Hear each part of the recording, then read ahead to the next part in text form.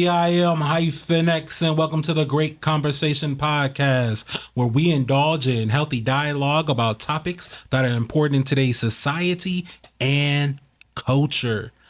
All right, y'all, we are getting our footing back underneath us. We're coming. I'm looking forward to this conversation. I love to sit down to talk to this young brother here. The first time I met this young man, I met him through one of my artists, Jody Hustle, at the time, and we recorded a video called "The Egyptian Ways." And to this day, that is one of HyphenX's coldest verses of all time, and I think it's about 8 to 10 years old. I got Leslie DT Rolfe here with me today. What's up, bro? What up? We need to get you back in the studio, nigga. I was just thinking that when you said that, like, nigga, we gotta get back. That's all part of how the struggle go. You know, the art, the dialogue. You know, both of them things I feel like it's a marriage that's together. You know, it's one of the things that I've really been trying to get into a rhythm of doing is just as often as I'm creating some type of creative music about politics, creating music about society, I'm having conversations about politics, having conversations about society, and then I'm also having conversations about art. So yeah, we gotta get you back in the studio, hey, man. I've been toying with it, right? Okay. I've been toying with it, getting back in the studio, like, you know, at home, listening to beats, writing and whatnot. Okay. Because for a minute, I was like, what do I want to say? Mm-hmm. I got tired of putting music, commentaries out and feeling as if they were falling on deaf ears. But I had to remember, it's not the quantity, it's the quality of the ears that you hit. There you go. And so I'm going to take that invitation. Y'all hear that? I'm going to be on the next DT mixtape. All right. I'm going to be on there, and he's going to challenge me like Jody did. Because Jody told me, man, I ain't going to lie to you, I had a different flow before Egyptian Ways, and I heard the beat, and I was just like, hey, man, let me get on it. And he just like, hey, man, you better bring it. Okay. I was like, all right, nigga, I got you. And I sat down with that, and I really went in on that, man. It's one of my all-time favorite verses. Now, let's dive into that. How many hats are you wearing right now? Let's see. I'm still writing music. Well, okay, I'm not writing nothing music at this moment, but I got a lot of backlog of music from the past 2 to 3 years where I was writing real heavily that I'm just now getting into I have released a couple of mixtapes. 2024, I released a mixtape for each season that passed. So for the winter, spring, summer, and fall, we put out a project. And that was the first music I had really released since being involved with the occupation of City Hall, getting involved with activism in the community, getting involved with the creation of the May 30th Alliance. And so it was really, and the music I made previous to that was very much conscious, and it was very much talking about internal struggles that I had a lot, and wasn't as much talking about the external struggles that exist, if that makes sense. So more talking about what it's like being a young black man growing up in Rockford and the experiences that you have internally. Not so much talking about some of the reasons you have those internal experiences, not so much talking about some of the systems that set up against us, not so much talking about some of the ways that the society is set up against us, just more talking about what it's like to experience those things. And I think from my experiences in 2020 through 2022, 2023 with struggling against the City of Rockford government, struggling against the City of Rockford Police Department, struggling against the Winnebago County government, the Winnebago County Sheriff deputies, and being in and out of courtrooms, being in and out of jail cells, in and out of handcuffs, really taking the time to do heavy studies and heavy examination about police terrorism, about mass incarceration, and about racial injustice. It really changed me not only as a person, but it changed me as an artist, and it broadened the different things that I was speaking about. And so instead of just talking about what it was like internally coming up against some of these systems, I began to be able to talk about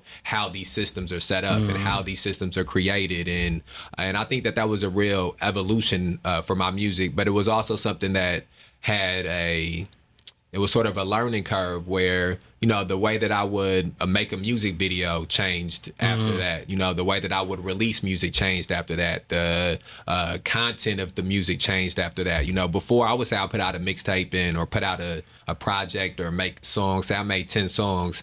About 60 to 75% of the songs would basically be some type of, you know, conscious or some type of internal struggles. And then 25% would just be bullshit, you know, like just rapping about how good I rap or just rapping about really materialistic things that don't really have much depth to them. And I even, you know, as I grew up and got older, I sort of trimmed that down. Like it got to 25%, you know, whereas opposed to maybe when I was first making music at like 13 or 14, 15. So, you know, like it's just 100% materialism and bullshit. But what I really understood after post 2020 and post my involvement with community activism and post my involvement with the political struggles was that even that 25% of materialism and bullshit, you know, was too much. And I needed to figure out a way to trim that fat. So I spent a lot of the journey in these last 2 to 3 years of figuring out, okay, how do I trim that fat all the way? How do I enter into this space of hip hop and not just become I don't know, victim's not the word, but not just be passive and be like, well, this is how the culture works, or this is how, get swept in the current. Just do whatever and do, you know, go with whatever.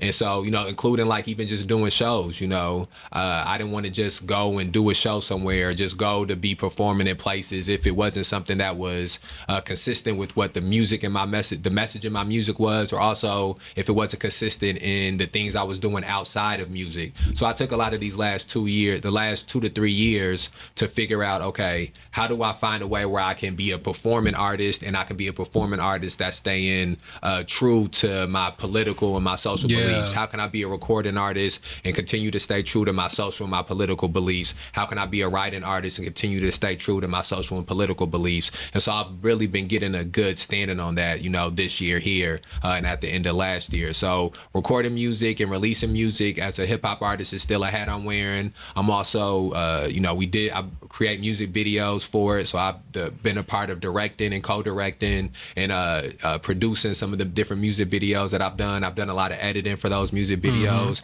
and with the same thing in mind, where, you know, I've done music videos before where it's like, you know, the only thing you're really worrying about is just aesthetics or something flashy or something, you know, quick transitions. Quick transitions, something, you know, something that'll make somebody, you know, keep their attention while you doing music, or keep their attention while the video's playing. And I really had a evolution of even that, where I began to be like, okay, I need the video that's being released along with this song to have the same type of emphasis on message, to have the same type of emphasis on substance as I'm putting into the music, so that way I'm doing justice to that. And so I feel like that was also a journey for me, figuring that out. So that's a hat that I'm wearing. And then I think just as important as creating music and creating videos is, and putting your own stuff out, I think it's also important to help try to build the culture up in the city, and to try to help to facilitate other artists, you know, finding themselves, and other artists being able to, you know, put their internal struggles or put their internal beliefs out into the world. And so I've been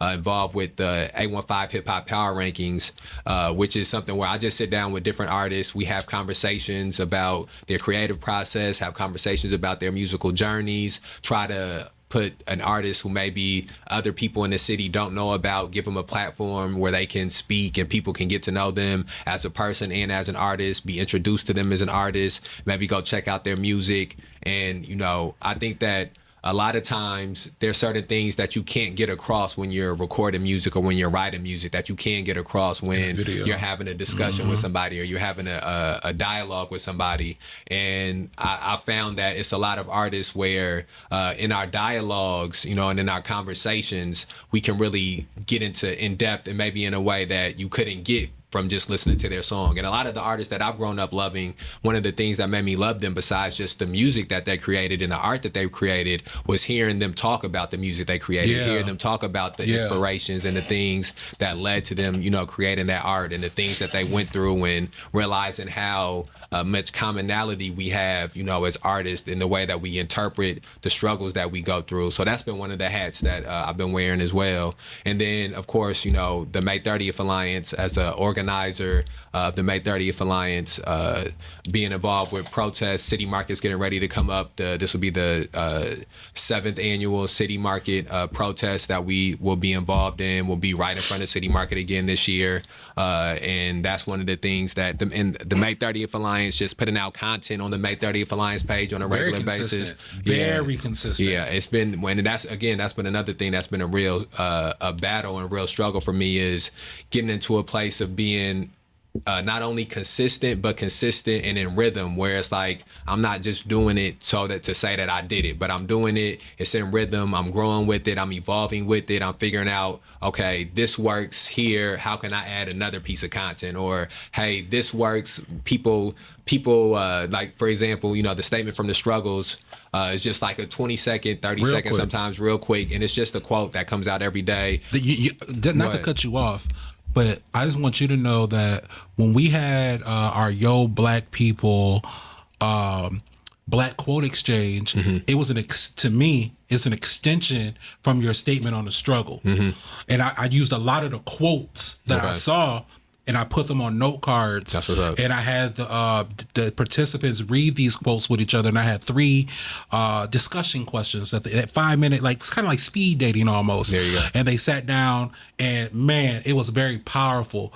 So I just want to say that we watching you, brother, and we learning from you, and we're implementing the things that you're doing on the internet and implementing them here underneath the Yo Black People banner. So yeah, man, I just want to thank you for that. No, that's what's up. And I think that's really, and we were talking about this a little bit with music, about the importance of understanding the difference between the quality of what you're creating and maybe the quantity of how many people are taking in what you're creating, and then also the quality of what people do take in. So for a long, I think that one of the things that can happen when you are so focused on the internet is you can look and see, oh, this got how many views did this get, or how many comments did this get, or how much engagement did this get? And what you can't see from looking at those statistics is what did that, what the person who did view it, say it was only 10 people that viewed it, what it meant to those 10 people that viewed it, or what they took away from those from viewing it.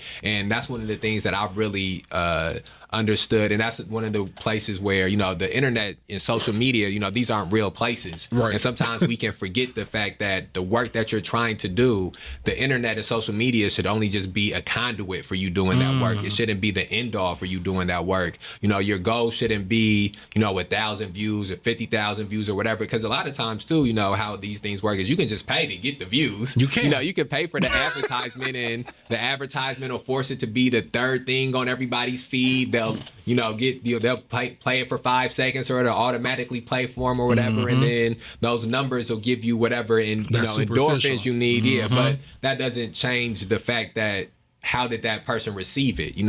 Did that person, did somebody watch that and then it altered the way they perceived, the world, or altered the way they perceive politics, or altered the way they perceive society? And I think one of the things that I've really been blessed to experience is that I've had people come to me in real life, had people come to me from word of mouth. And I've had people who I don't know come to me, and where, I'm just out with my day, and they talk about the importance of something that they've seen me do, or something that they see me say, or something that they watched that I was involved in. And so that's really helped me to understand that, you just got to keep pushing forward. Don't worry about how many fans is in the seats. Just keep on putting the ball in the basket. And so that's sort of how I've been going with it. So those is all the sort of the different hats that I've been wearing, and sort of my overall thought process has been, as I'm wearing these different hats and doing these different things and juggling these different things, is knowing that sometimes you're going to drop the ball on one thing, and you're going to have to go back and pick that up and start back over. But as long as you just keep on juggling and keep on going, that time will do what it's supposed to do, and that the dedication and the hard work, all of those things build up over time, and that it will be certain moments. You never know when that moment's going to come. But the most important thing when the moment comes is that you've done all the work leading up to it, so you can take full advantage of that moment. Let's talk about, I want to talk about your the music videos again. Because would you say that you take a 90s approach to music videos, as in allowing the video to tell a story, even if the story is not necessarily related directly with the lyrics of the story? Yeah, I think that's a great way of putting it. I feel like the it's sort of like 3 layers when you're making a music video that exists. Like probably really like 4 layers maybe, because the beat outside, the production outside of the lyrics is a story. You know, like you can listen to a beat and we may all get different stories from the beat, but the beat has its own story that's within there. The music, the instrumentation has its own story that's there. And so there's that story that exists. And then as a writer, you know, when you go and you write on top of this beat, you write on top of the instrumentation, you put another story on top of that as well. And so now these stories sort of find a way to coexist with each other. And then when you do go out and shoot the music video, or at least for me, how I've done it is, you know, I sort of have, you know, scenes that are written, or I have scenes in my head, or me and the person who's directing the video, we've talked about certain things that I sort of want to be captured within the video. And so we sort of even go through this story that we're experiencing that's outside of the music, that's outside of the lyrics. And then you go into the editing process, and then when you edit the video, it's another story that gets told there. That's never the exact same story that you maybe thought you were telling when you were filming the music video. And then you put that out into the world, and then somebody watches it and they interpret it in whatever way, and that's a whole new story that they have. And I've gotten to a place where I really understand. I did a lot of watching it's this YouTube channel called Studio Binder, I think, and they have like a bunch of different things about just the different aspects of movie making, and the different aspects of film making and screenwriting and things like that. And I really began to understand more about symbolism, understand more about how camera angles and lighting, and even working with the different directors I've worked with, understand different things about camera angles and lighting and coloring, and how you can sort of manipulate these things to tell a story within themselves. You know, just, you know, some of the videos that I've done, you know, it's not a lot of quick cuts, you know, like there's like 10, 15 seconds. It be things happening. Yeah, you know, and so like, so we letting it develop, you know, and not necessarily trying to feed off the idea of, you know, maybe this quick, you know, these quick cuts, you know, like a 3 seconds, 5 second cuts. Like I've watched something before where they were talking about like that Coco Melon. Yeah. So you just sort of let them, you know, sit there and let them, you know, the same way you would sit with the movie, you know, like in the movie, maybe some of my favorite movies, the scenes aren't always cutting back and forth. Every time somebody talk, maybe they got a further out angle, and you watching the dialogue take place, and then you watching them move out the room, and it's only maybe 2 cuts within there, and it like immerses you into that space that you in. And instead of like distracting you with all the cuts and distracting you with all the lights and distracting you with all the edits, sit in it and be immersed in it, and let this sort of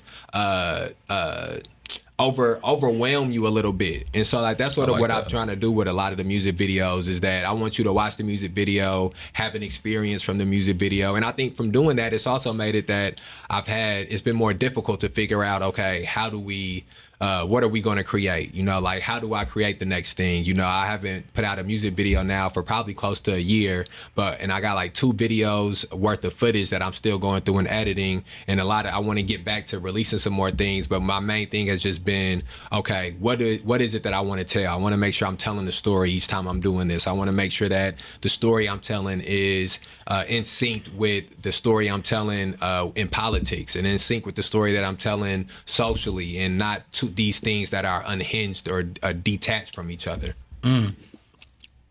Which one do you identify more with, artist or activist?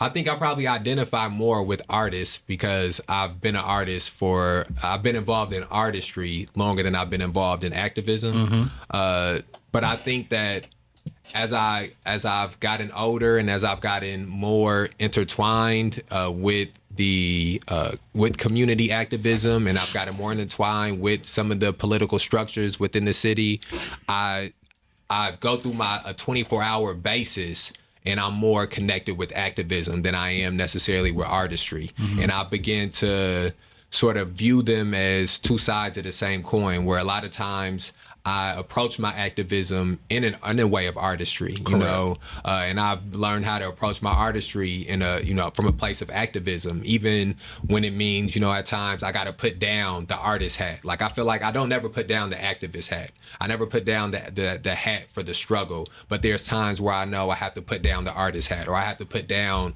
the rapper hat, or I have to put down the hip hop hat. And whenever it's one of those things where I have to pick which agenda to put over the other one, if I'm ever in a situation where it's like, okay, you can do something that'll further the activism or do something that'll further the artistry, the activism will always, you know, be chosen first. Because it will carve a way out for yeah, the, and for the and artist. it's somebody else that can be the artist behind me. You know, it's somebody else who you're going to have more people who are willing to be an artist and to push a political agenda through artistry. Then you're going to have somebody that's willing to be an activist and to push a political agenda through activism. And also too, I think that activism is one of those things where and again, artistry is like this too, but activism is one of those things where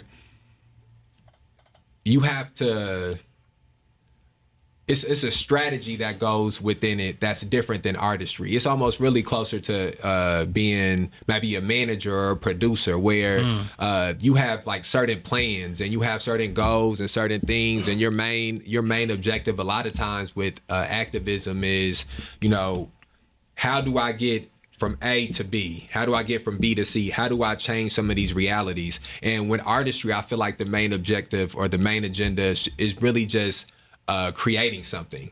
Now, you can create whatever happens to the thing that you create really is outside of your responsibility as an artist. Sometimes that can fall in the responsibility of the producer, the responsibility of the manager, the responsibility of the person running the record label. But when you're involved in activism, you're more in that position of a manager, or more in that position of a producer, where you need to be any like, for example, City Market. When I'm organizing an event for City Market and being involved with the City Market protest, the number one thing isn't simply just coming out to the protest so I can commune with people and we can feel good with each other, you know, because that's one of the things that happens a lot out here, is that performative protests are all over the place. They just had one. Yeah, and the whole from different communities, Black people doing it, Latinos doing it, white people doing it. It happens from Democrats, Republicans, from multiple different agendas. You know, I've had wars agendas. You know, it happens from multiple different things where people come out, specifically in Rockford. Like I said, I always tell people, whenever I'm giving any analysis about politics, I'm talking about here. I can't tell you about what's going on somewhere else. That's one of the ideological fallacies that exist here a lot, is that people their whole identity is based around something that's going on. Their whole political identity is based around something going on in another place that they're not connected to, and that the only way they can learn about is from somebody else telling them that. Or living in that fake world, like you said, the internet. The internet, exactly. And for me, I understand, and one of the reasons I struggle against that type of ideology is because, as someone living in Rockford, if I was watching somebody in Atlanta talk about what's going on in Rockford, and they never been in Rockford, like, what you talking about? Yeah, like, how do you know this? even if something is you saying may be correct, or you might have some right information, you haven't been here to experience this. So everything that you're getting is third party.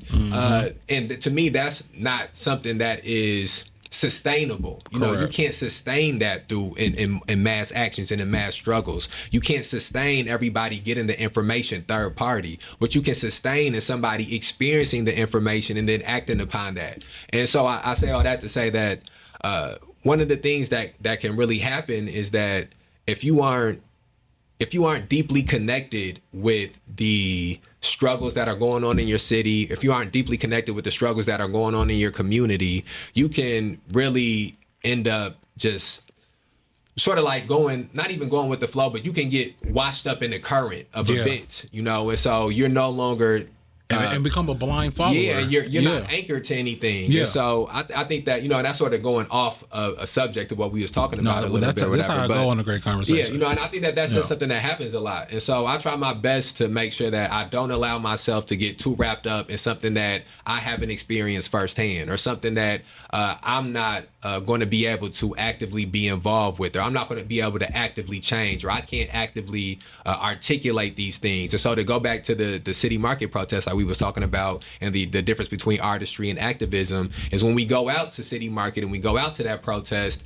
my number one thing is, how can I disrupt the business as usual that exists in this area to highlight the injustices that also exist in this same area? I'm not trying to disrupt the business as usual in Rockford to tell you about something that's happening in Chicago. I'm not trying to disrupt business as usual in Rockford to tell you about something that's happening in the Middle East, or to tell you about something that's happening in Asia, or tell you about something that's happening in Africa. And I think that all of those things are very important things. I pride myself on consistently educating myself on things going on internationally, things going on nationally, things going on regionally. But when it's time to get outside, I'm getting outside for the 815. I'm getting outside for Rockford. I'm getting outside for things that are going to impact my children, or impact my grandchildren one day, or things that are going to impact my cousins, or impact my nephews or nieces, or impact my brothers, or impact my sisters. I'm not getting outside for things that are going to impact people that I don't know. And I think that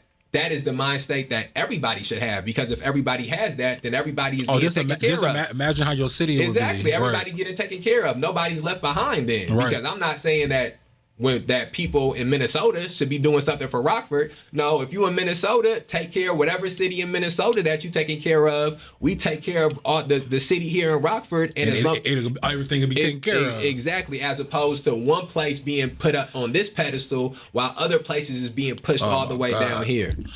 Let's talk about that. Because it gets on my motherfucking nerves that. So, for example, they just had the Kings protest. No Kings protest. No Kings 4, I think. Was it No Kings 4? No Kings 3. No Kings 3. I'm always up here. I'm in the downtown Rockford area, so I never know when this is happening. You just look outside and you just see white liberals, white nationalism. Yeah, and they're coming across the street. Yeah, with their and the poster board too, because that's when it's the white liberals and it's the white progressives too. And they're just walking up the street, right? So I'm up the street or up the sidewalk? I'm sorry, up the side. Let's be clear. Up the sidewalk to gather in a designated area, and there's no disruption. None. It is very performative because they're all doing it at the exact same time. But I'm getting ahead of myself. Let me go back a little bit. Let's go back to May 30th. Let's go back to May. I remember seeing you at the gathering at the park. I actually have a picture, and you walked up to me. Hey, what's up, Hype? What's going on? What's going on? I say, I don't know. I think this is for George Floyd. Yeah. He was like, George Floyd? I'm like, yeah. And so by the time it was all said and done, I did the little walk all the way around, and to the time we got here, I never made it to the station because I thought it was over. You know what I'm saying? Yeah. I got in my car. I went to go get something to eat. Right. You know what I'm saying? Like, oh, we're done. You know what I'm saying? And then everything happened. Why was the May 30th Alliance even created? Why was it created? To address that specific day, to address that specific event. And to this day, that is the only event that I've went to or participate. I mean, no, because because the May 30th Alliance to put that together. Okay, so let me say it like this. I wasn't involved in organizing that event. I wasn't involved in putting the event together, anything like that. I went out there as just a community member. I had never been involved in activism, never been involved in any protests, any direct actions, anything, demonstrations. I went out there as someone who was experiencing the same things that everybody was at that time period and trying to figure out what it is. My number one thing was that I had seen what had happened in Philadelphia and in California and in Minnesota and all these different places in Atlanta. And I didn't want to to wake up the next day after that event and see people I knew had went through some of those things, and I wasn't there to try to help people that I in my community. So I went out there with the number one goal in mind, is trying to make sure that nobody who I loved or nobody in my community had to experience the things that I seen that other people was experiencing. And so when I went out there that day, I didn't go out there with any understanding of what was going to happen or how it was going to happen or what I was going to do past that point. And I just went out there and I observed and I spectated, and it was, you know, a lot of people that were there clearly because of what had happened with George Floyd. Correct. But also a lot of the people who were there were white people. It was a majority of white crowd, but it was a higher demographic of black people than have been at other events. And it was other minority groups there too. It was Latinos that were also at this event as well. But that was completely different than like the No Kings protests that are putting together. Like the demographic is completely different. Totally the No different. Kings protests are like 85% white people, Correct. 90% white people, maybe 5% Latinos, and maybe 2% black people. It is not a lot. I think I just saw Tommy Meeks. Yeah, it's not a lot of black people at the No Kings events, and they're not trying to get black people there. They're not trying to galvanize black people to be at the event. And then the same, but also too, the organizers of the event are white people that are part of the power structure here.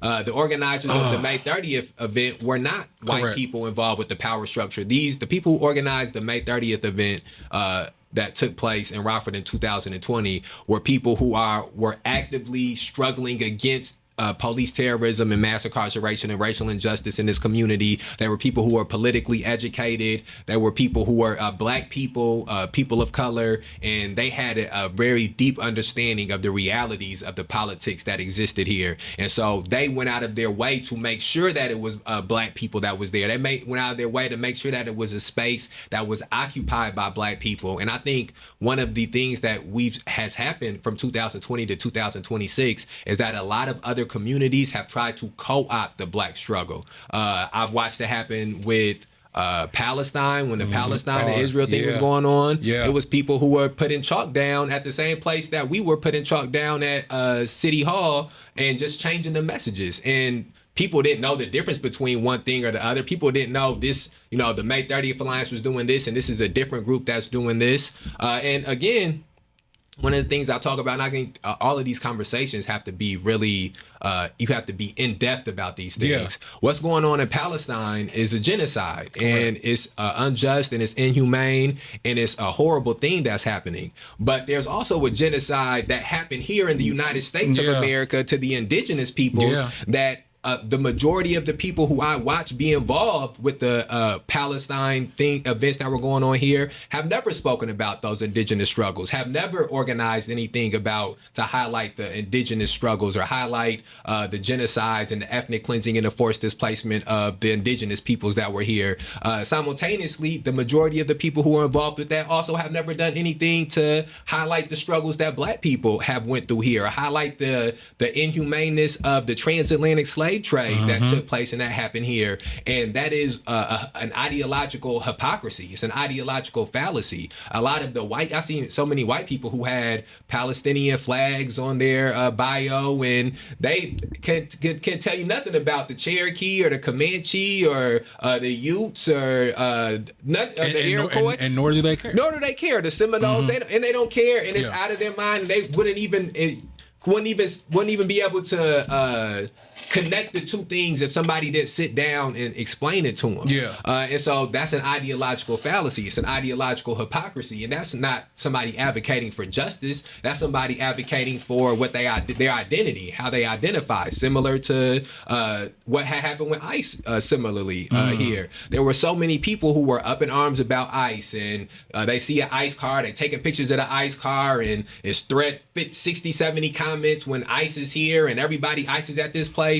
These same people, when they see the police got black people pulled over, don't blink an eye. They go to McDonald's. They hit their right. They hit their turn. They don't post no pictures of it. Yeah, they don't post no pictures of it. They have no comments, no feelings about it. It doesn't even register on them. And it may be, again, there may be one or two people who fall into the category of they pay attention to all of these different things, but that's not the masses of people. I'm not talking about the exception. I'm talking about the rule. Yeah. And the rule is that the genocide, the ethnic cleansing, forced displacement, and enslavement of the indigenous peoples in America is ignored and pushed to the periphery and pushed to the side. And so you can't push that genocide to the side and go to a school that's on a ground on land that used to be indigenous land, and your house is on the land that used to be the indigenous land. You push that completely to the side, but you are screaming and yelling at people about Palestine.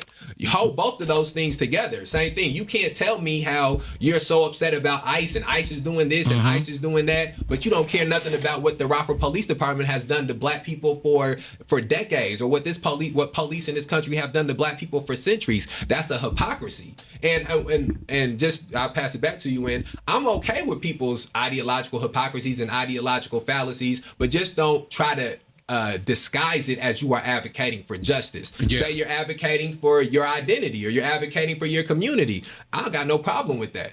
I think and the way you just ended that was what I was about to say. I was going to say, do you think that it's more so the person is like, I don't really care about what happened to the Native Americans because I am an American and we won that war? Is it something that maybe they don't even think about it? I know they don't. I know they don't, but even when it's brought up to them, I don't think it's even brought up to them like that. Like, and I think that's one of the things that I've really understood. And me and you talked about this on the last thing we did down at the May 30th Alliance headquarters, where because of the way that I was brought into the struggle, because of the way I was brought into activism, the indigenous community did not allow me to not care. Yeah. They didn't allow me to not think about it. They didn't allow me to not hold space for both of those things. The moment I began to advocate about what black people was going through, where at the very beginning, the first event that I put together, before I had entered into that event, I was advocating on identity. It was about what black people had went through. I was advocating for black people. And again, this is before I could even speak for the first time. So this is just in my planning leading up to the first event. It was about black people. It was about identity. And then at that event, and before the event was even there, somebody who was from an indigenous community told me we couldn't, not to have the event where we were going to have it. It was sacred ground. We switched to somewhere else. She came out and she spoke first. And she spoke about the importance of the indigenous struggles. She spoke, I don't know how long she spoke, but she spoke and she had the floor. And from that moment forward, what was impressed into my mind is that if you're going to advocate for the 12 generations of enslaved Africans that were in this country, you will not be allowed to not find a way to advocate for the indigenous struggles and the forced displacement and the ethnic cleansing of indigenous peoples. And you may be able to go down this path right now when your full focus may be able to be on this, but you won't be able to just push this to the side. Yeah. And then again, with 4th of July, which was May 30th, June, July, maybe 2.5 months later, same thing. I was advocating against 4th of July. I was at a protest. Somebody was in the comments of one of the lives and said, make sure you keep the same energy for Thanksgiving, because Thanksgiving is a celebration of genocide. And so just at the very beginnings of my journeys and beginnings of my struggles, it was forced onto my ideology, and I'm grateful and thankful for it, that no, you cannot just struggle for your identity. You cannot just struggle for what people who look just like you went through. You have to struggle for what has taken place on this land. You're just like you have inherited blood from these enslaved Africans. You also have inherited land from displaced indigenous peoples, and you do a disservice to your own people, to enslaved Africans, to not learn about the struggles of indigenous peoples, because they are completely intertwined with each other. They're completely connected with each other. And the only thing that you do is you just do a job of helping the white people, of helping white nationalism. If you whitewash the genocide and whitewash ethnic cleansing and whitewash the forced displacement. And it's like this now, where if you go and you watch any news channel or you watch any news for the next week, 2 weeks, 3 weeks, 4 weeks, whatever, things you will hear about the least will be the experiences of the descendants of enslaved Africans in the United States of America and the experiences of the descendants of the forcefully displaced and ethnically cleansed indigenous peoples in the United States of America. And so I've made sure, and as I've gone on my journey further and further, I've only became, I've educated myself more and more about both things. And I've not allowed myself at any point to let this be something that's simply just about Black people, because it's stronger when you actually put both of these things together. It's stronger when you can, it's one case to make about enslavement. It's stronger when you can make the case of saying they come to Mississippi. It's people that was already in Mississippi, indigenous people that was already here. They wipe these people out. They forcefully displace and push these people out. And then they bring in Black people to till the land. And then they keep doing this over and over. That is a story that has more power than if you just make it, oh, they just showed up here, nothing here, and they just put some slaves in here. It shows you the layer. Exactly, because then it makes it seem like only thing that needs to happen is, just reparations for Black people, or it's just this idea that you can keep the country, everything can be wholesale, you just need to get rid of the projects or the ghettos. But it's when you truly identify that the land, because that's one of the things that you see happening is that when a lot of the struggles that exist in the world are people saying, like if you pay attention to people right now with Iran and the politics and the dialogue around Iran, they'll talk about war crimes. They'll talk about in Russia and Ukraine annexing land and how it's wrong for Russia to be annexing land. All of these different things that the United States of America did to form themselves. So it's this whole world order, this whole world morality that exists that completely erases the experiences of indigenous peoples and experiences of the enslaved Africans to say, oh, this is how things are supposed to be. You're not supposed to, I was saying, I did a video about this where they dropped a bomb in the school, on these schoolgirls in Iran, a horrific, horrible war crime that they did. The bomb's called a tomahawk. And it's named a tomahawk. I read this book, the History of Indigenous Peoples History of the United States of America. But they talk about how many different bombs and how many different war machinery are named after indigenous peoples or named after indigenous weapons or have indigenous titles. And that's, a sign of, you beat somebody. That's what happened when I did a video with the tomahawk. Yeah, that's a sign of not only are we doing this to Iran in 2026, but we've already from 400 years ago.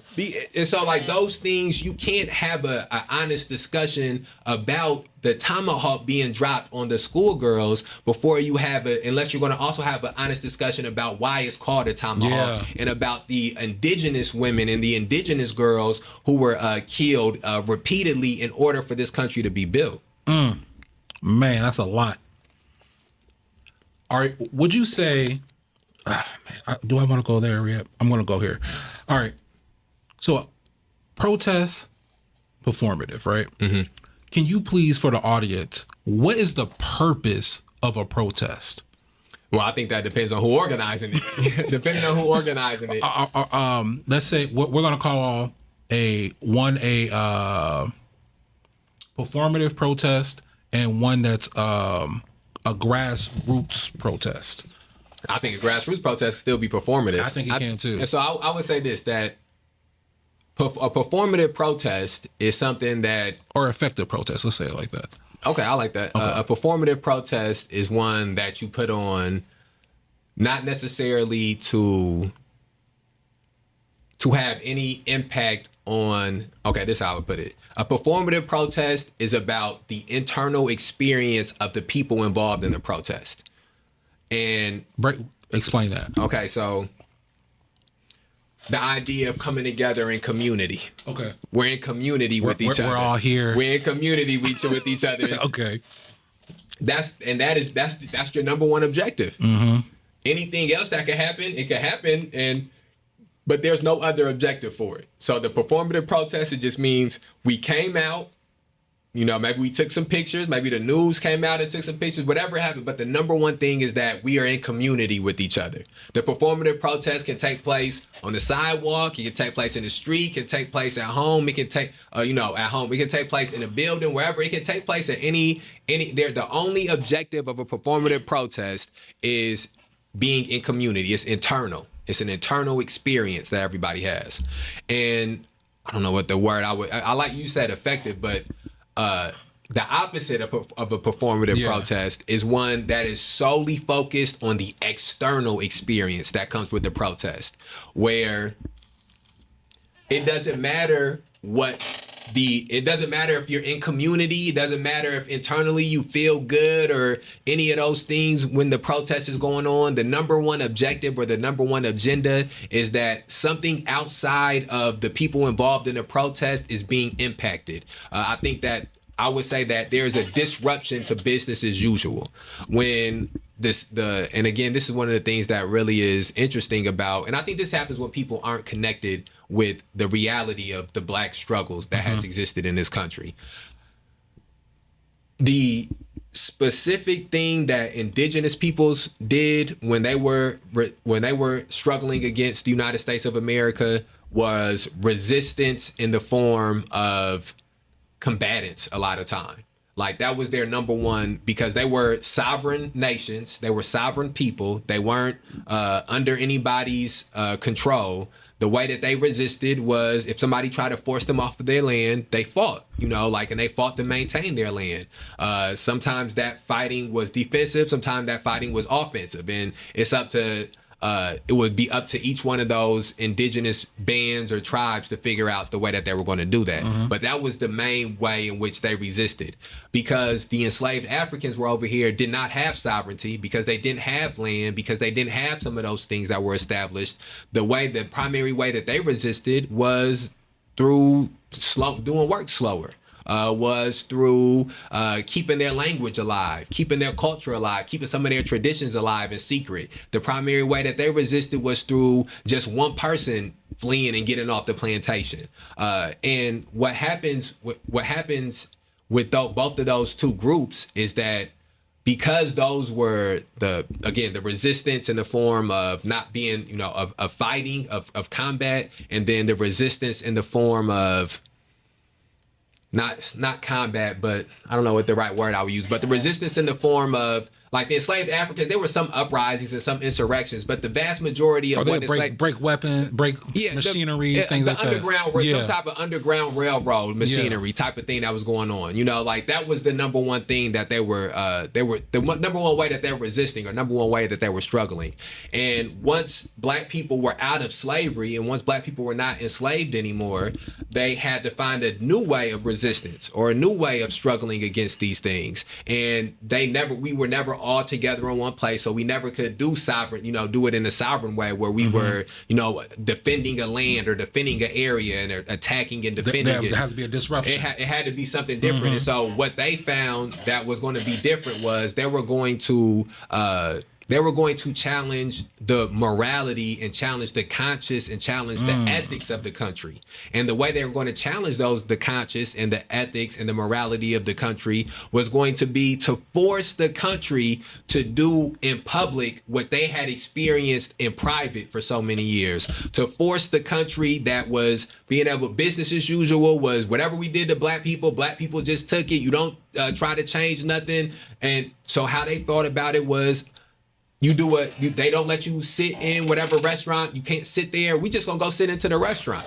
And that action is not one that is going to necessarily bring you in community. You don't have to have 10, 20, 30, 40 people. Just one person can go and sit in a restaurant. Kwame Ture talked about how, it's the craziest thing. You just see one Black person go in a restaurant. They all go crazy. Just sit down at the restaurant, everybody go crazy. But that one protest, that one direct action has a ripple effect that's 10 times something of a performative protest would have, even though it's only one person doing it. And so that is, again, I'm sort of taking along, because it's focused on the external. It's the external, and that is, and I say all that to say that that's something that Black people figured out through trial and error from slavery, from being enslaved. That wasn't something that Black people just came up with one day. You can't understand the freedom rides or the Montgomery bus boycott or the sit-ins or the civil rights movement without understanding slavery and without understanding the ways that Black people resisted through slavery.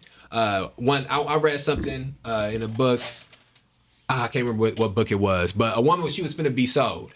So a person came, the white man came, told her, I sold you. I'm finna take you to wherever the person at that sold you. Get your stuff ready. We finna go. So she walked out. She left. She came back, and she had cut her hand off. That was her protest. Yep. He didn't sell her. He can't. It wasn't worth it no more. Yeah, she wasn't worth it. Yeah. And that is focusing on the external. I like that analogy. You see, and so that's like something that. the reason I bring up the indigenous peoples before I preface that is that because those really are the only two ways that you can have some type of struggle or some type of resistance. Either you're going to have to go somewhere and establish some land and be sovereign in that land, maintain that land, and then you're going to struggle and resist somebody pushing you off that land. Or the other thing that you're going to have to do is that you're going to have a struggle which completely changes the way, which not completely changes, but which challenges the way the system operates. And performative protest is not about challenging the way the system operates. The performative protest is just about being in community. That's it. It doesn't matter what it is, because Republicans, the anti-abortion people have the same performative protest that the No Kings have. You know, like, and they not stopping no more people from having abortions than they stopping Donald Trump from being a president. But what happens when you're doing, like, again, the city market, in the 6 years that I've been here, I haven't seen anybody do anything for any community or for any issue that has had the impact that the city market protests have had and did have. And that's because everybody else is focused on the internal experience. Everybody else is focused on the performative experience. Yes, they want to be able to say they brought 200 people out for this, or they brought 150 people out for this, or this or that, or even some things that happens all the time is that, you know, people come out and they want to be involved or they want to do certain things, but they don't want to take no risk for it. You know, they don't want to put one of the differences that I had with some of the organizers in the beginning of 2020 was that, and again, everybody has their own place of their opinion, whatever, but you got to put a face on this. You know, like, it's got to be somebody who's willing to put their face and their name behind this, and it can't just be everybody in black mask and in black garb. Yeah, some people want to do that because for whatever reason they have every reason to be scared. Yeah, you should be scared and nervous. Be nervous as fuck. 100%. This the most powerful system in the world, so you should feel like that. But the only way some of these things are going to be able to be progressed is that somebody's going to have to put a name on it. Somebody's going to have to put a face on it. Somebody's going to have to put something out there, because that's the way that these dynamics go. And so for me, one of the things that was important was always trying to find a way to focus on the external realities, focus on challenging external realities, focusing on challenging business as usual, focusing on not worrying about if it's 50 people at something or if it's 5 people at something, not worrying about, and the same thing, like I've been at events and organized events, 200, 300 people. And 5. And somewhere it's 5. Right. Somewhere it's 2. Out of it, it's just me. And I'm the same way when it's 200, when it's 50, consistent. And when it's 1. And I got the same stance for each one. I got the same stance. You're even more focused if it's more people. Exactly. And so for me, one of the things that I separate is that a performative protest is just about being in community. It's just about being the internal feeling, the internal expression. It's really close to artistry, because that's what art is really about, is, like, it's an internal expression. When you go to a music show or somebody performing music, it's just about us, the vibes we all getting in here. Yeah, performative protest is just vibes, nigga. It's just vibes. You absolutely right. I want to circle back on something that you said, the face of a movement, because I remember when you struggled with that. I do remember that. Yeah. You was like, don't call me a black leader. I remember you saying this shit. Don't call me a black leader. I'm not a black leader. I'm out here to disrupt and bring attention to. I remember this. And when did you, I don't think you had to decide. I think it was decided for you. Correct me if I'm wrong. But when did you accept that you were the face? I would say I really accepted it at the end of the occupation of City Hall. And I accepted it when I realized that, first, I watched a lot of people disappear from being involved in a movement, and I think I really believed at the very beginning, this was just being naive. I really believed that a lot of people were going to stay with this. Some of these different people were going to stay with this. People were going to have the same impotence that I had on this, and that our power was going to be in our numbers, and our power was going to be in not numbers as like hundreds, but like 10 main people who were involved in some of these things. And that if we just don't let go of this, we hold on to the rope, then we can see a lot of change that can come from this. And I think at that moment, what I was really focusing on was I see myself as more of an organizer. And I think I understand now the difference between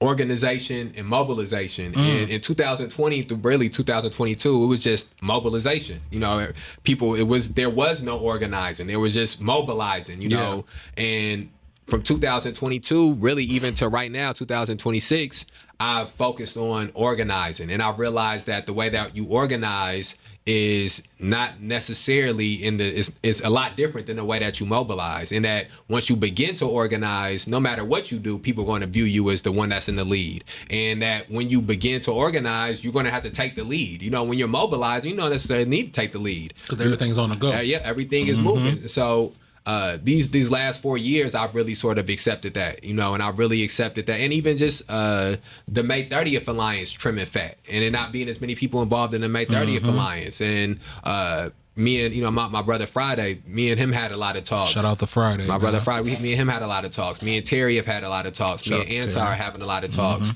And in these discussions and in these talks, I really realized like, I'm gonna take it further. Me and my one of my homies was having this conversation over last summer, and we just was disagreeing about something with some events we was putting together or whatever. But one of the things I said to him is like, ain't nobody gonna run with me. Nobody gonna run the way I'm finna run. And I experienced that with hip hop music, where it's like, it's a lot of people I grew up with where we was making music and we was making music together, like, niggas stop running. You know what I'm saying? Like, I ain't never stopped running. Like it wasn't never just simply about, if I don't get a record deal, I don't want to make music no more. Like, if I ain't rich, I ain't gonna make music no more. Yeah, no, that's not what it was. You see people all the time that's like that are rich and have made it, and they'll say, oh, we would do it for free. Like most 98% of niggas not gonna do it for free. I was going to do it for free. I was going to not even do it for free. The opposite of doing it for free, I was going to pay to do it. I was going to put in the price to do it. And so the activism was the same thing, where it was, I seen like, niggas not gonna be reading literature in the same rate I'm reading literature. Niggas not finna be digesting political education in the same way I'm finna digest political education.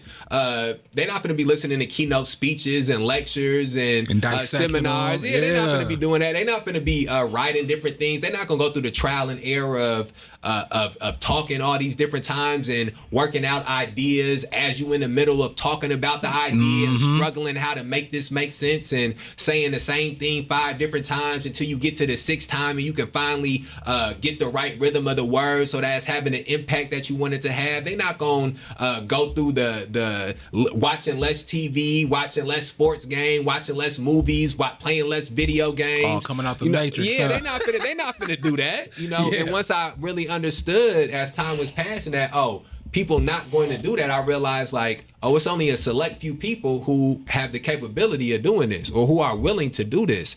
And so I got to step into that role instead of trying to shy away from that role. And so that's really one of the things that really changed with me as I started to look back and niggas. It's me. They a mile behind. They sitting down eating sandwiches. They on dates, like, and so, and again, to each their own, That's more about saying something about yourself, opposed to saying something about them. Yeah. Right. So let me ask you this: so, would you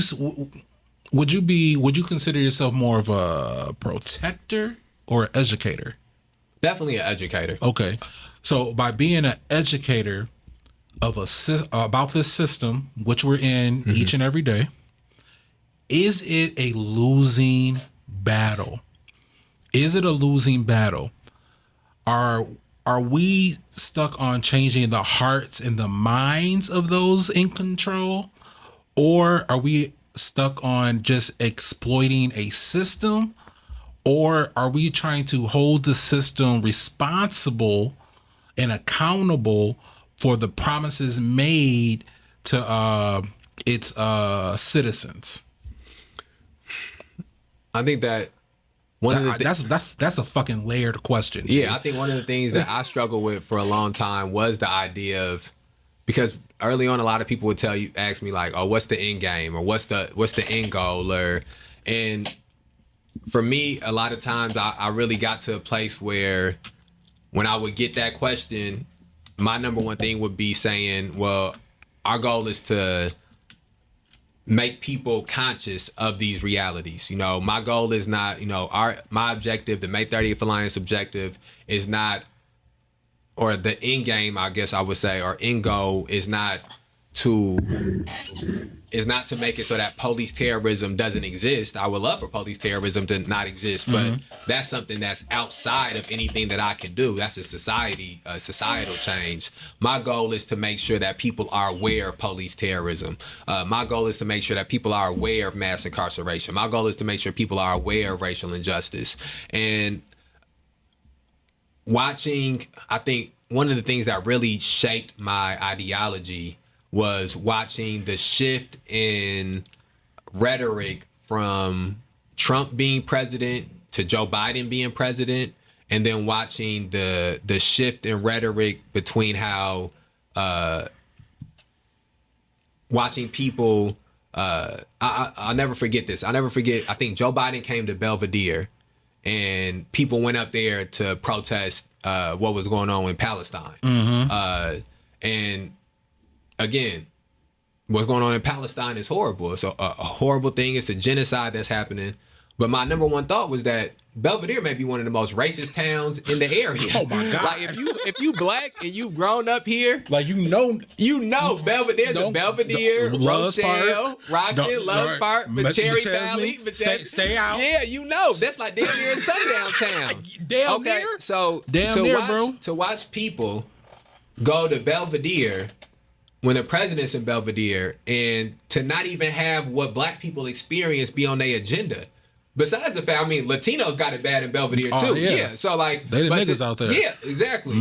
Until a nigga come then. Until. But to see that not even be part of the agenda, to see that the agenda was about something that was going on the other side of the globe, something that's horrible going on the other side of the globe, but that's not the only horrible thing going on the other side of the globe. None of those people went over there to talk about what's going on in the Sudan or to talk about Darfur or anything like that. And it's multiple places in other areas where there's horrible events and horrible things that's going on. If you go to Google, you can like look up like armed conflicts, or you can look up genocides or ethnic cleansing. You can look up all these different things. A lot of you stuff go through a rabbit hole. It's not just Palestine where these things are happening. That's not the only place. It's not only Israel who are the perpetrators of some of these things. There are plenty of countries currently perpetrating these things. Never mind the fact that you go into Belvedere to protest a genocide, as a lot of and protest settlerism, as a lot of the people who are doing this family came over here a generation ago, or 2 generations ago, or 3 generations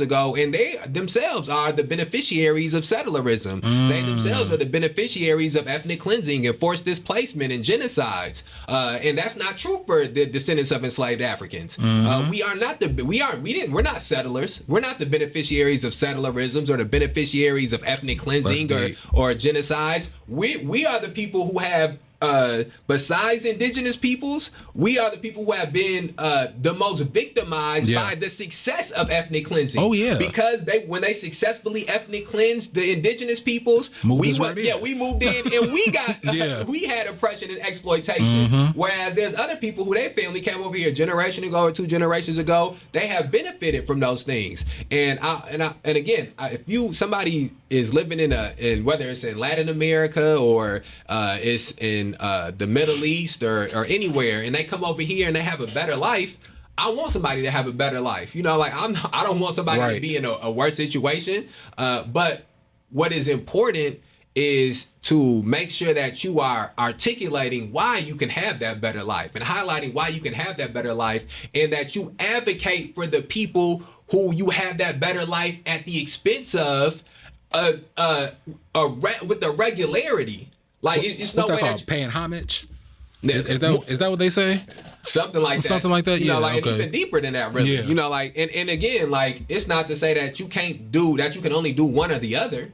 But we know the truth is that you're not doing one of them. You know, like none of the people who went to Belvedere to protest about what's going on the genocide in Palestine to Joe Biden, none of them they didn't have like two signs. They're holding the sign about the genocide in Palestine and they're holding a sign about the shit that black people going through or the projects or ghettos or police terrorism or mass incarceration of black people. And really they need another sign because then you need a sign for what's going on in for indigenous peoples and the indigenous struggle. So you would need three arms for the signs if you're going to do that. But we know that that's not what people doing. You know, they're picking the one that they most closely identify with.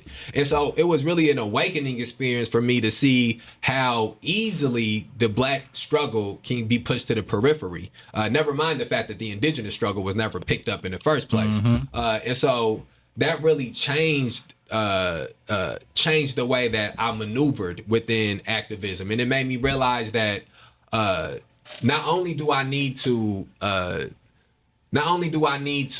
be actively struggling and learning about the experiences of enslaved Africans and experiences of indigenous peoples, but I need to be able to, anytime I'm interacting with somebody who is not struggling for those things and is struggling for something else, need to be able to connect how these things precede whatever it is that you're talking about. If you're here, I would never say this to somebody who living in Palestine, or never say this to somebody that's living in Venezuela or living in Cuba. Yeah, no. If you in Cuba, you need to worry about the blockade in Cuba. You don't need to worry about nothing that I'm talking about. Yeah. But if you are Cuban and you living in Rockford, Illinois, then you're going to have to put a few other things on your agenda too, because you're benefiting from the ethnic cleansing of the Winnebago, the ethnic cleansing of the Sac and the Foxes that were here, and then you're benefiting from the slavery. It was some slavery that was going on here. Yes, it and was. then outside of that, you benefited from the Jim Crow that was going on. You benefited from black people being from redlining and racial covenants on houses. So it's all these different layers to these different things.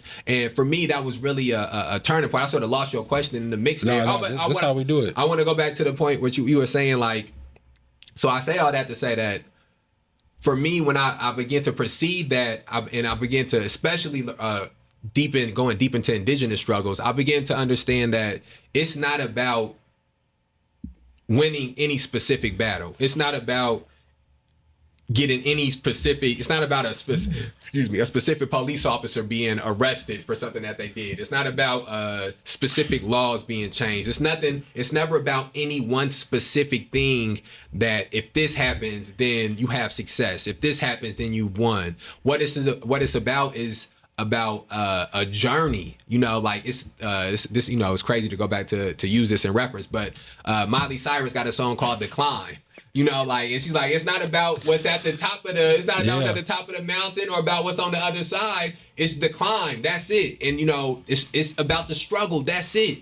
You know, it's not about what may come at the end of the struggle. It's not about getting success from the struggle. It's just about struggling in itself. And the indigenous peoples really understood that. You know, like, there was times where indigenous peoples were having struggle. They'll die down to the last man.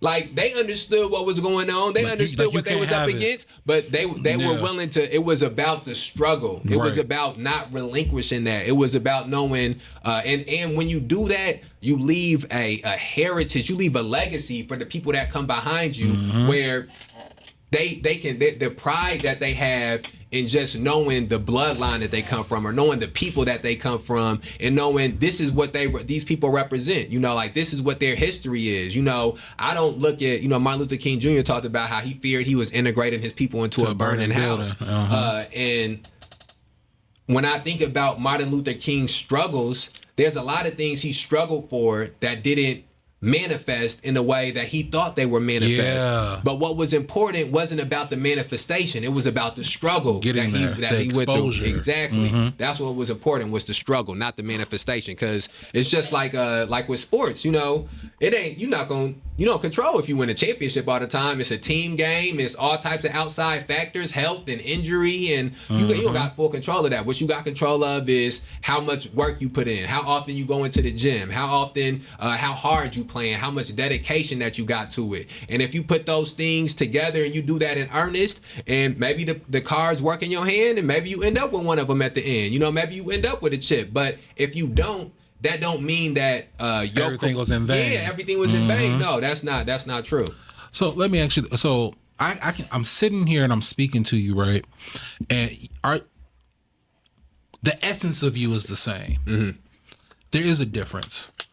What has your evolution, if you will, what has your evolution cost you?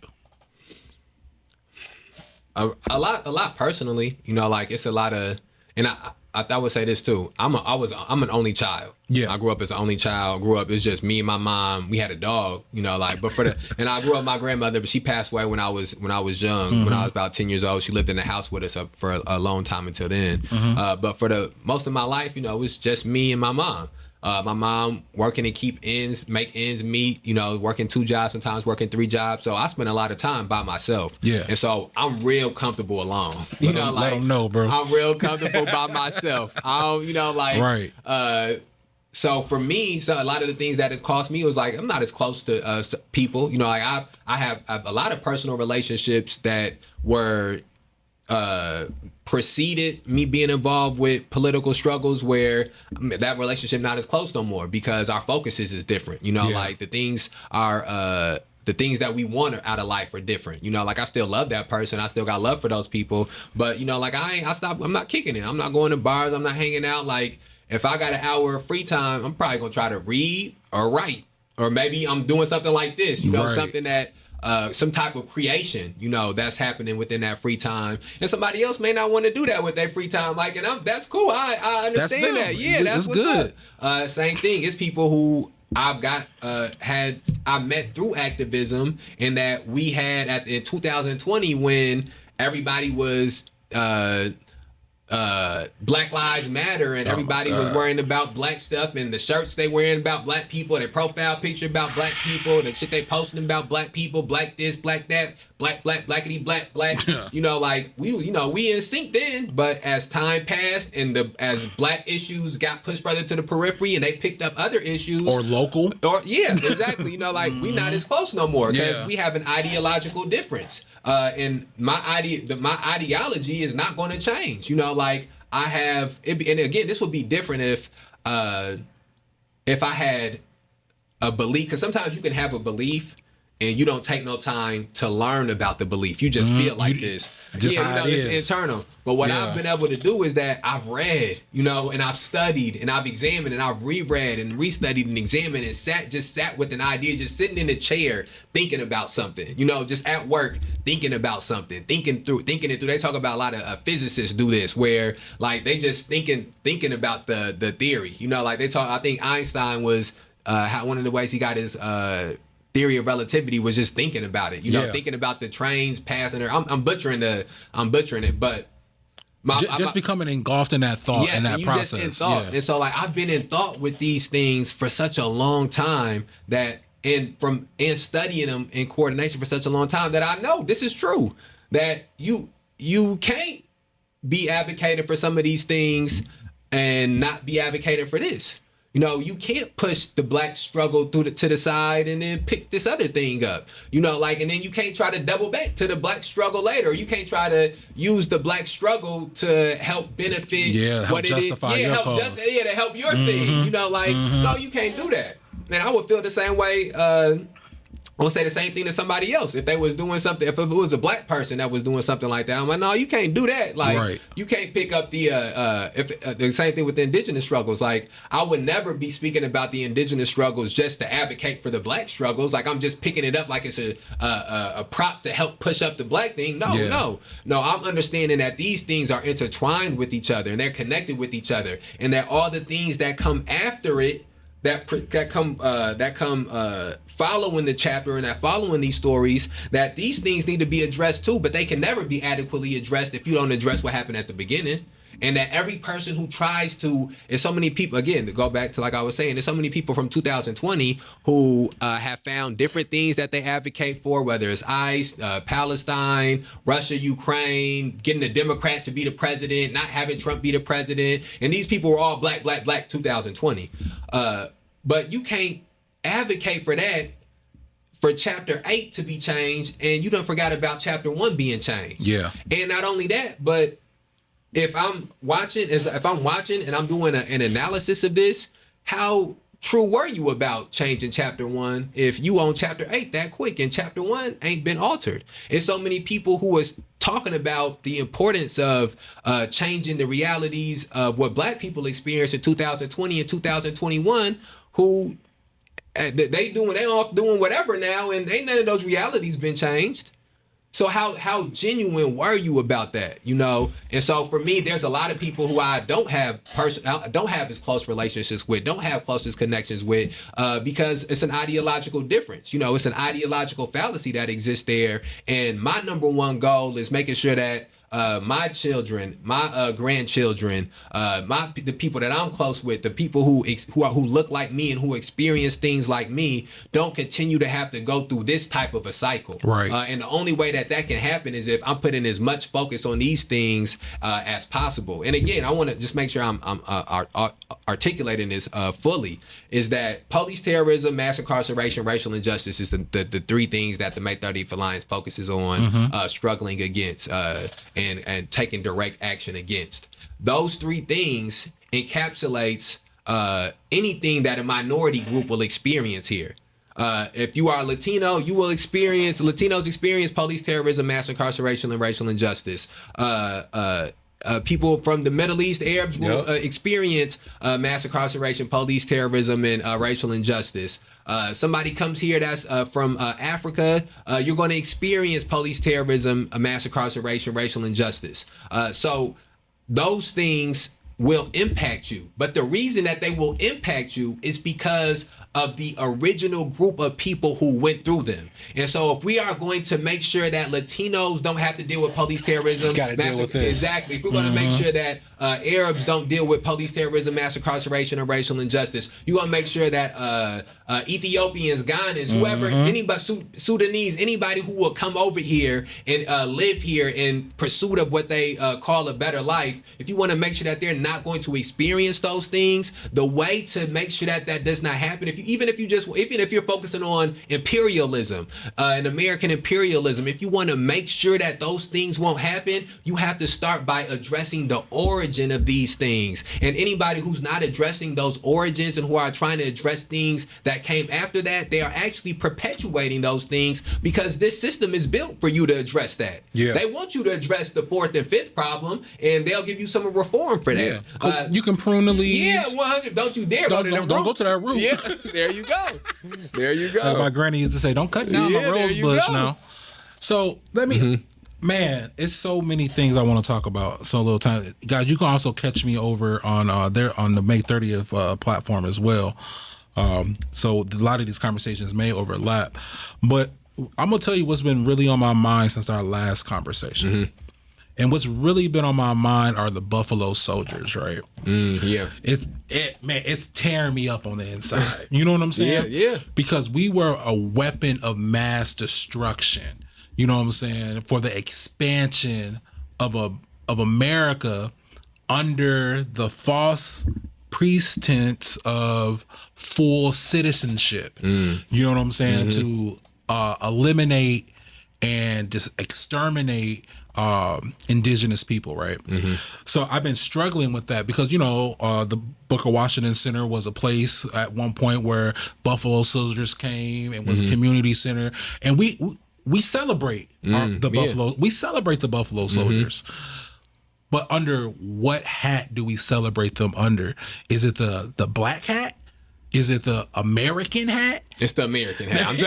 It's not the black hat. And again, this is why it's so important to be comfortable with the group that, no matter in 2026 to this day, the group that I have addressed grievances with the most has been the black people who are champions of Americanism, and champions of individualism, because that black person is a more dangerous weapon than a white person, a racist white person, because they can be put in places. 100%, way more dangerous. The most dangerous person on the plantation wasn't the slave master; it was the overseer. It was the black overseer, or not even. I mean, the black overseer too, but.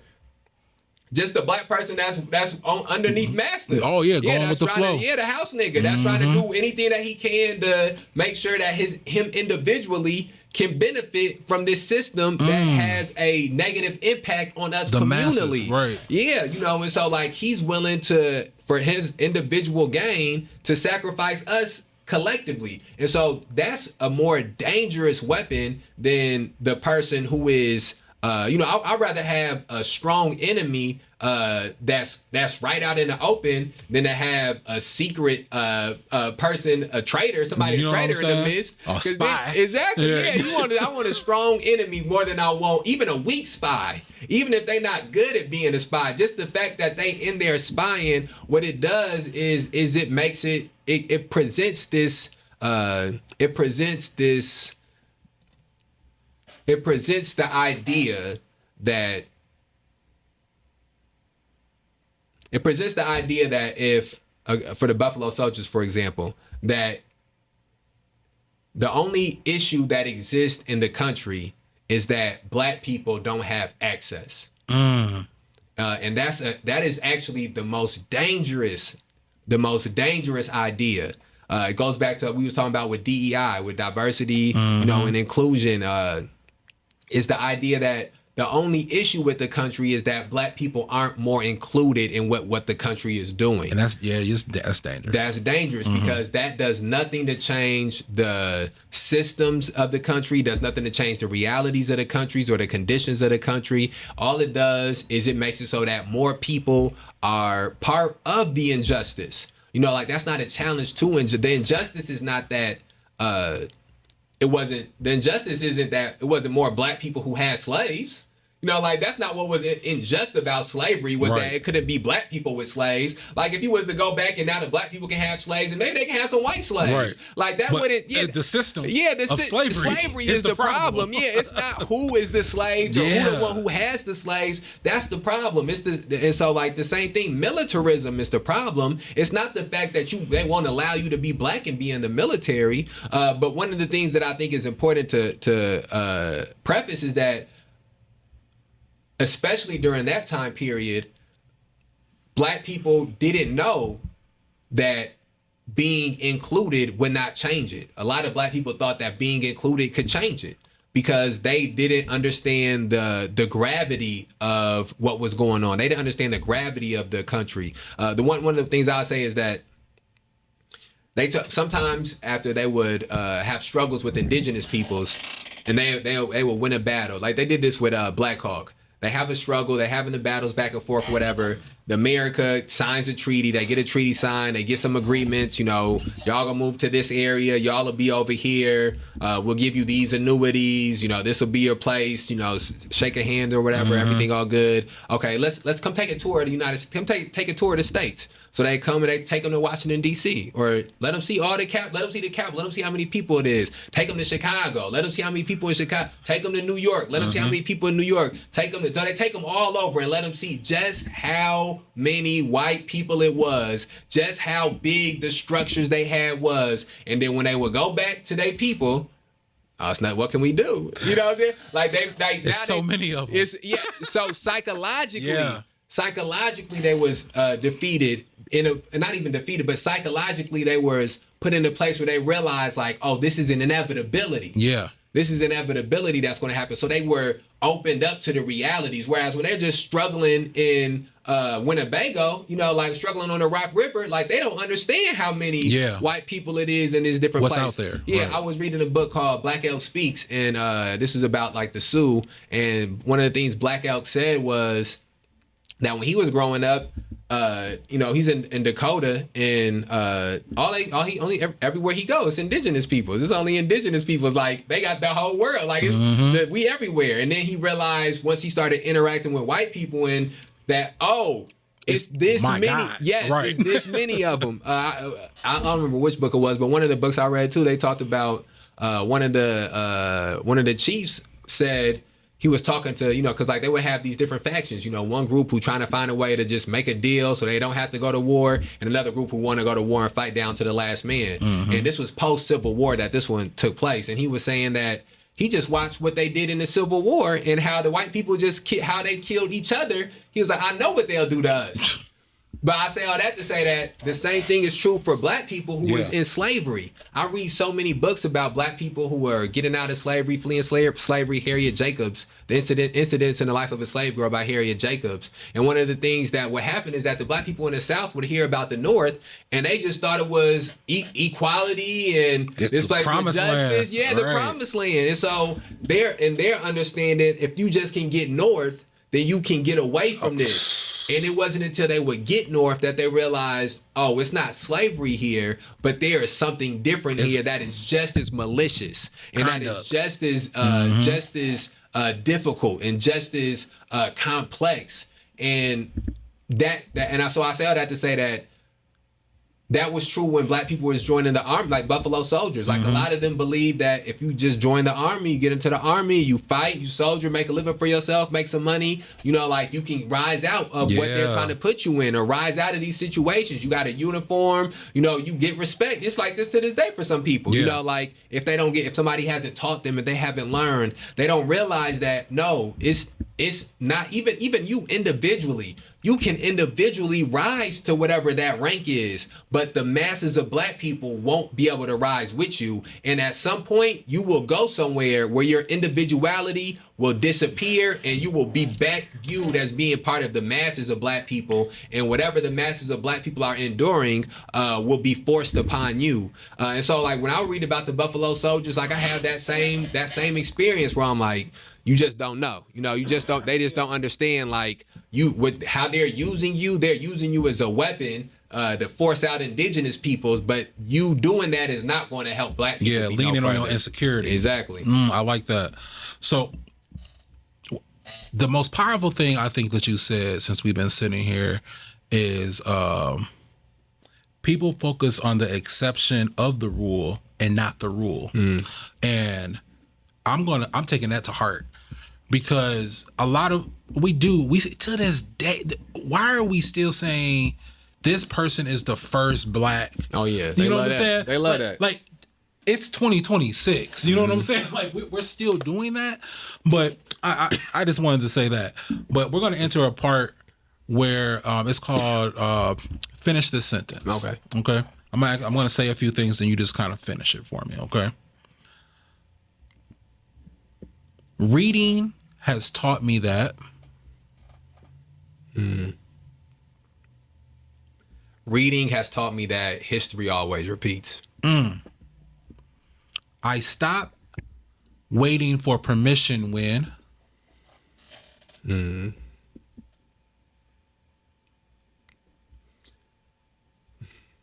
All right, ask me that one more time. I will. I stop waiting for permission when. I realized no one else was. I might as well go.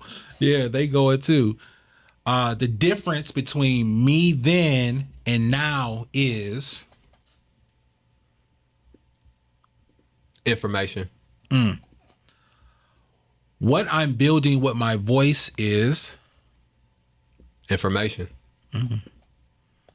Got a couple more here. Let's see here. I got some good ones here. Ooh. This nice. I'm gonna steal this from you. This is nice. Okay, I'll see you more.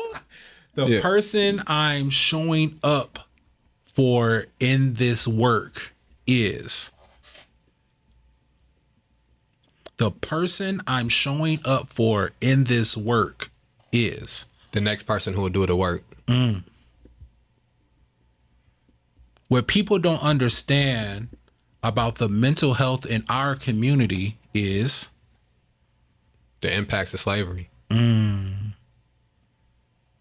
the last one, if we don't have conversations like this, then we won't be having many more conversations. Ooh, man, y'all heard it right there, man. Give us something to ride off into the sunset with. Man, me and you gonna be back Saturday, right? I Yes, got you Saturday. yes, sir. So we're Saturday. gonna be back Saturday.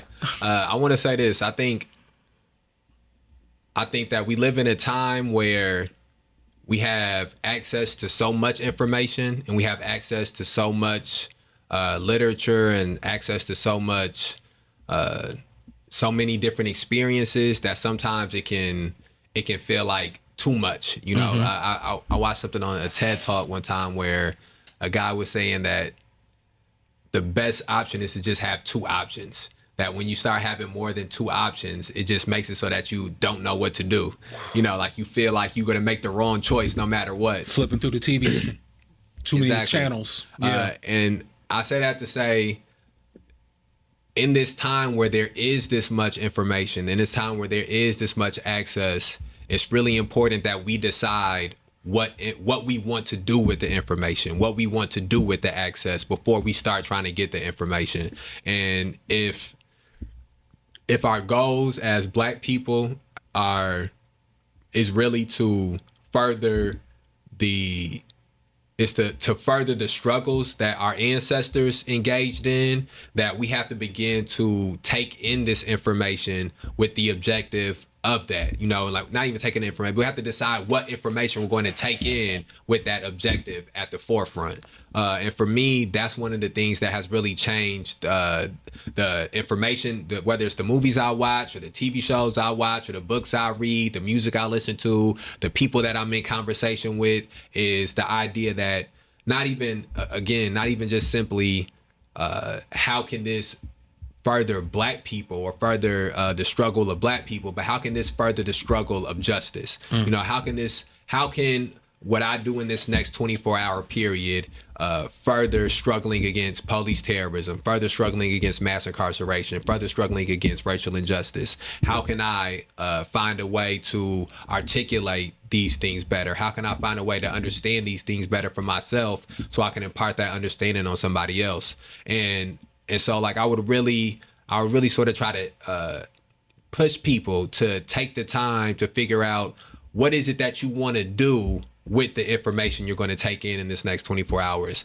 Not simply just pick up this book and read this book because somebody recommended the book, but what is it you're trying to get out of this book? Not necessarily just listen to this podcast or listen to somebody talking just to listen to them, but what is it that you want to get out of it? You know, have that understanding before you enter into it. The same thing I think is true, like when you're going to a protest or you're going to anything within the community, is don't go there and then try to figure out what it is you're going to get out of it afterwards. Go into it with the understanding, I want to get this out of it. And it will make it a lot easier for you to find your way through and find your way to get into that. And so I say that to say that I would really, no matter who it is, I would always tell people, read more, listen more, you know, watch TV less, talk less, you know, like, and I think that those things will really get us to a point of, for anybody from any community, getting us to a point of struggling against these things adequately, struggling against these things efficiently, and making sure that the generations that come after us aren't trying to fight against the exact same things. You know, like I want the generations to come after us to have a brand new fight. Yeah, have something to stand on. We already took care of this battle. You take care of the next one. Yeah. Man, bro, I love talking to you. You bro. already know. I feel the same way. Because I don't know why I was about to get emotional. I don't know why that just happened. Because in Rockford, sometime the intellectual doesn't find their mate. You know what I'm saying? Right, yeah. Like they don't find someone else to speak with. Yeah. You know what I'm saying? But to be able to find you here in Rockford just gave me hope. You know what I'm saying? And I'm not talking that blind hope. I'm talking about the encouragement to keep on speaking to the ones in the room who my words will bang on their eardrums. You know what I'm saying? And it'll mean something to in their hearts. So that you encourage me, brother. That's what I'm saying. let people know where they can find you. Yeah. Any things that you got going on, let them know. Yeah, May 30th Alliance on Facebook, May 30th Alliance on Instagram. Don't A1. You can don't worry about my you don't need to see my personal socials. I mean, I got some music and it's Yeah. you know I put stuff on there too. But I think the thing I always try to push people to is the May 30th Alliance stuff. Yes. You know, we're gonna get ready to start having the Rafa Reading Book Club starting in May. Where twice a month on Saturdays we're gonna get together. Gonna pick a book.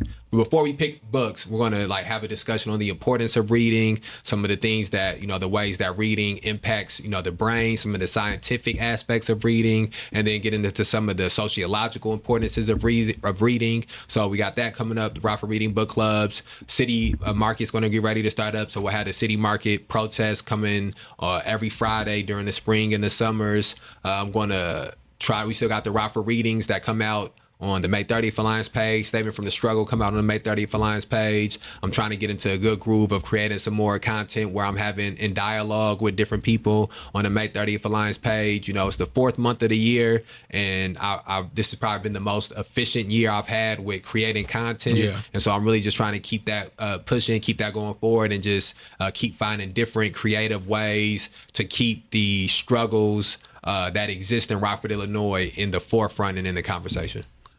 Hey man, this has been another great conversation here. I am HyphenX. Remember, guys, to look out for any of the Yo Black People initiatives. We just had our Yo Black People, the Black Quote Exchange, not too long ago. We have some different things coming up with agriculture. Matter of fact, I entered a number from you, and and then we also have some other things coming in with trade and commerce. Be on the lookout for that. Main thing I'm really getting here is that we need to have a filtration system about what we take in Facts. and what we put out. Facts. Real talk. And we all can get better at that. Me too. Real talk. So, hey man, this has been another great conversation. I am HyphenX, and always remember, you don't always have to agree to have a great conversation. Peace.